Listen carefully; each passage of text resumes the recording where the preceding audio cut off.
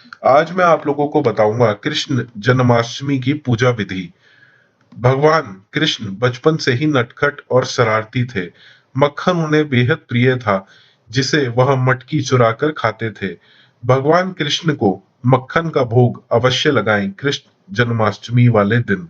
जन्माष्टमी पर भक्तों को दिन भर उपवास रखना चाहिए है और रात्रि के 11 बजे स्नान आदि से पवित्र होकर घर के एकांत पवित्र कमरे में पूर्व दिशा की ओर आम लकड़ी के सिंहासन पर लाल वस्त्र बिछाकर उस पर राधा कृष्ण की तस्वीर स्थापित करनी चाहिए है।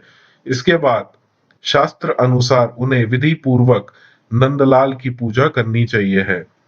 मान्यता है कि इस दिन जो श्रद्धा पूर्वक जन्माष्टमी के महात्म्य को पढ़ता है और सुनता है, उसे सारे लोकों में सुखों की प्राप्ति होती है और वह धरती से जब जाता है, इस मृत्यु लोक कर छोड़कर जब वह व्यक्ति जाता है, तब वह उसे वैकुंठ धाम की प्राप्ति होती है। साथ ही साथ आप लोगों को यह भी पता होना चाहिए है कि कृष्ण भगवान का जन्म रात्रि के समय हुआ था।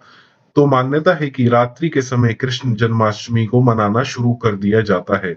जन्म के बाद उनको दूध दही तथा शुद्ध जल से अभिषेक करते हैं तथा मक्खन मिश्री पंजरी तथा खीर ककड़ी का भोग लगाते हैं। तत्पश्चात कृष्ण जी की आरती करते हैं।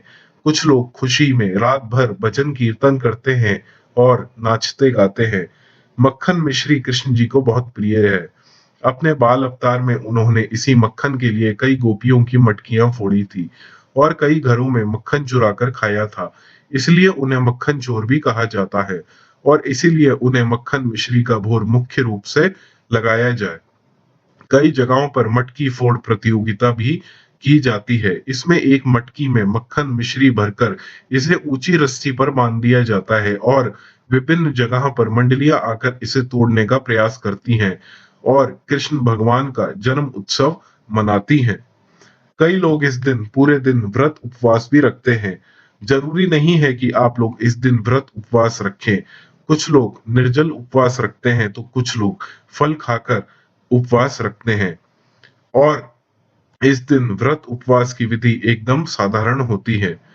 आप लोग भी व्रत उपवास रखकर कृष्ण भगवान की पूजा करके यह पर्व मना सकते हैं।